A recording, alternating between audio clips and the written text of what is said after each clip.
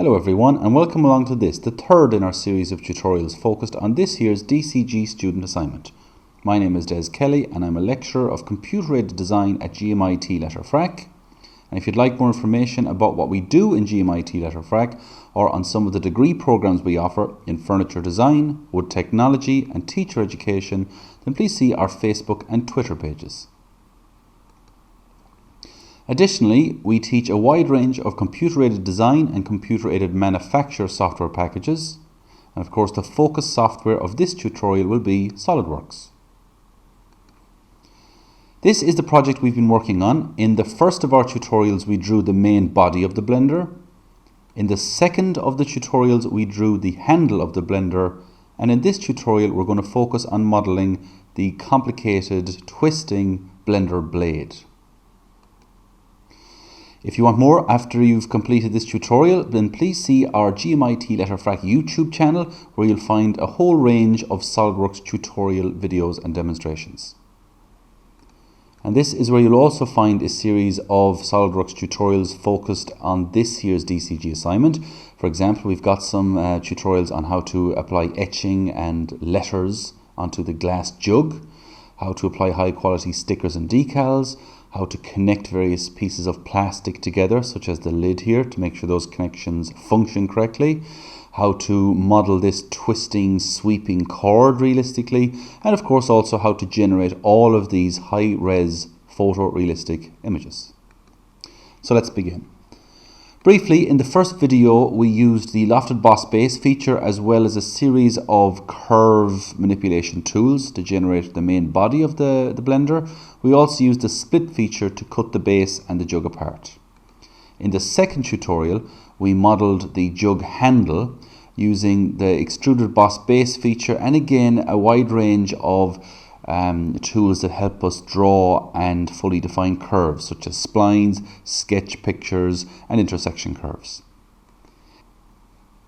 In this tutorial we're going to model the blender blade and we're going to use a number of different features. We're going to use the extruded boss base feature to generate the basic shaft and base plate at the top of the blade. We're going to use a number of different reference planes to allow us to draw what we want where we want. We'll use sketch constraints in a very clever way to make sure that it cuts out a lot of the work in the modeling of the teeth of each of the blades. We're going to use a circular pattern that will allow us to model just a single one of these blades and rotate it or pattern it around a number of times. That's not just a regular circular pattern, it's a body pattern. We're also going to mirror bodies, and then when we're finished we're going to combine or essentially weld all those bodies back together.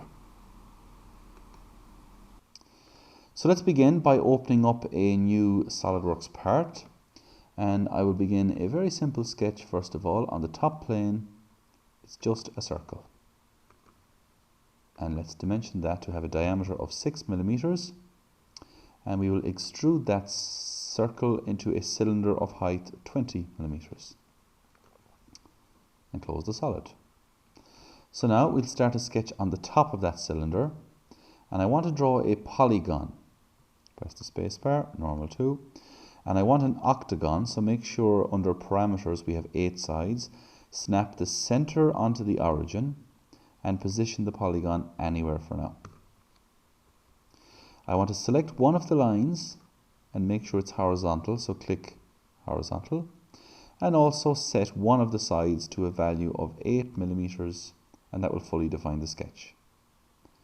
To finish it off altogether, press extruded boss base and set the height of that extruded octagon to just 1 millimeter. Now I accidentally clicked 20, so I will right click the feature, edit the feature and just set that back to 1 mil and press OK. So now, if you look at the front plane, that intersects the model so far nice and symmetrically. So we'll go ahead and start a sketch on that plane.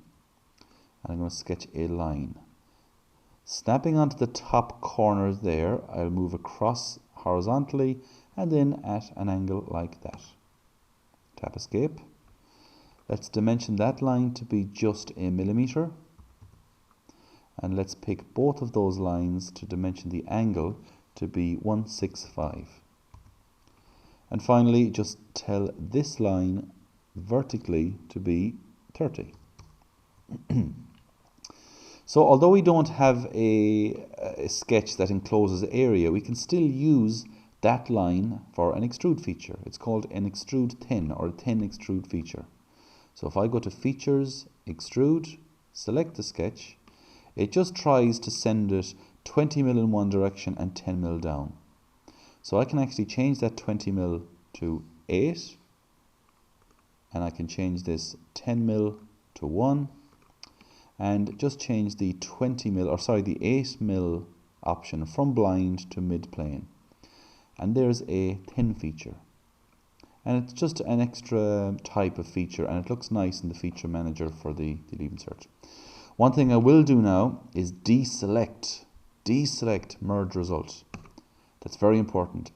That makes sure that I have two solids.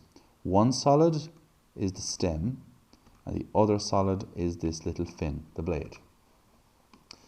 So let's cut some of the teeth out of it. So click the top surface, press the normal 2 icon, and start a sketch. Just call up a regular line command, and approximately here, make sure you snap onto the line and start drawing some of those corrugations, the teeth. But make sure you snap onto these yellow lines. Those yellow lines are indicating to me that each successive line is drawn at 90 degrees to the last. So just draw on a number of those. It's not critical how many you draw, but just draw 8 or 9 of them. And just at the end, try to snap onto the line like that as well. So they're going to be the segregations, the serrated edge of the blade, and it would take a long time now to go back and dimension them all to be a particular dimension. So a handy way of doing that is to draw a selection window starting here by holding the mouse down and select all the lines like that. They're now all selected, so I can simply apply an equals constraint, and it does tend to jump out of kilter for a moment, but if you apply that and drag this point down into that position, and let's put a dimension between the top line there and that point of say 1.8 mil.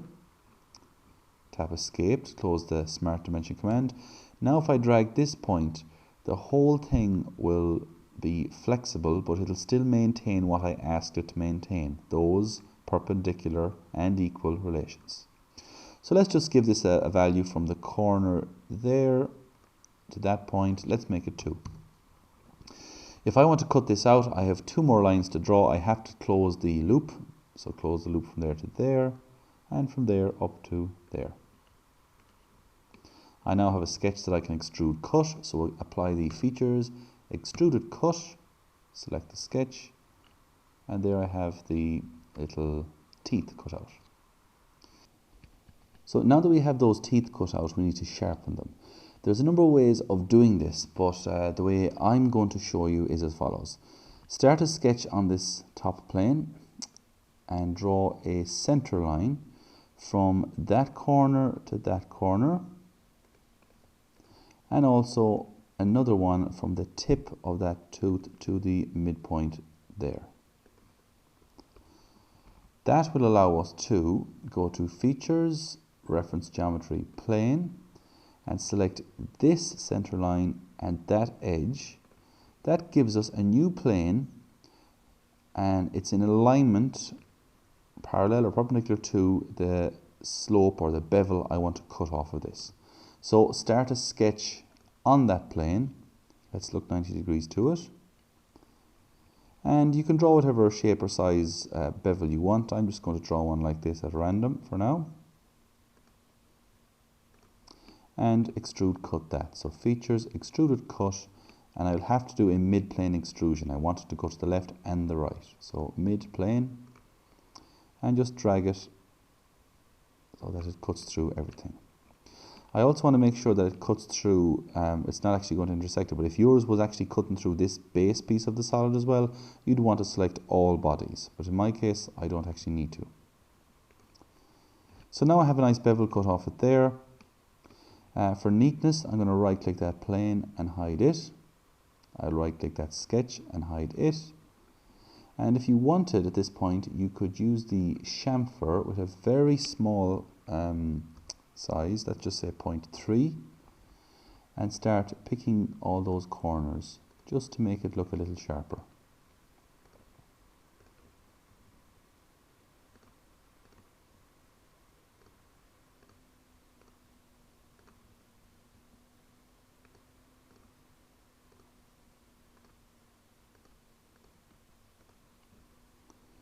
And that's fine. So that looks similar to the serrated blade that I had when I was modeling this for the first time. So now that I have one of those blades that I'm happy with, I can mirror it or rotate it or copy it. What we're actually going to do to begin with is circular pattern it. So I can go to circular pattern. By default, it always ticks and selects features and faces. I do not want features and faces, so I will deselect that. I will select bodies. The body that I want to pattern is this body there. For the pattern axis, I can simply click the edge of this circle, and as it happens, it threw up 4. I do want 4, so I will just apply that. Now, that body to the right and that body to the left are as I want them. However, these two bodies need to be in the down position. And also, the cutting portion needs to be reversed. So I actually need mirrors of those two components. So to do that, I'm going to add another reference plane. So click reference plane, click the top of the octagon, and then the bottom of the octagon. And that should put a plane midway between the top and bottom of the octagon. So now it's just a matter of calling up the mirror feature. And again, make sure bodies to mirror is what's selected. First of all, select the mirror plane that we've just created. Then ensure again bodies to mirror is active and select that body and approve it. Now I don't actually want all those, so this top body I will right click it and hide it. This top body I will right click it and hide it. And I'm finished with the plane now, so right click its edge and hide it. And there we have the Blender blade. The only small issue now is that this is made up of a number of different solids. So let's just make it neater and go to Insert, Features, Combine, and click all of those solids and stick them back together. Now, just to finish it off, the only thing I did to my model was to start a sketch on the top surface there and put a small extrusion. Just make that small, just to represent the little dome feature that appeared there. And of course, you can put a little fillet on the top there with a very small radius and one there. And it just looks like the little rivet that was holding it in place. Finally, with the fillet command, again, I don't like all of these sharp edges, so call up a small enough radius, maybe 0.5 may work, and hit a lot of those corners like that. That's actually a bit small, so I'm going to change that to maybe a 3mm fillet, and that looks a lot better. It just simulates the bending that would actually happen in reality when that component was formed.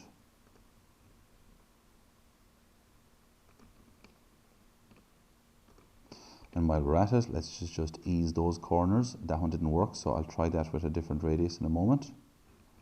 So let's try that with a fillet of, let's just try 1mm for now. It may not work. It does work. That's just the procedure I use. If one fillet doesn't work, it just means that it can't possibly apply that size fillet. So try a different sized fillet. Now I'm going to end the video there, but there's a bit more work involved in just easing all the remainder of the faces. For instance, you could call up a fillet and set a small 0.25 diameter radius fillet and try to select, I'll try that again, try to select faces like that, and a face like that, a face like that. And by selecting the face as opposed to the line, it does a lot of the filleting for you. So you can see with a single click there, an enormous amount of our model has those edges eased.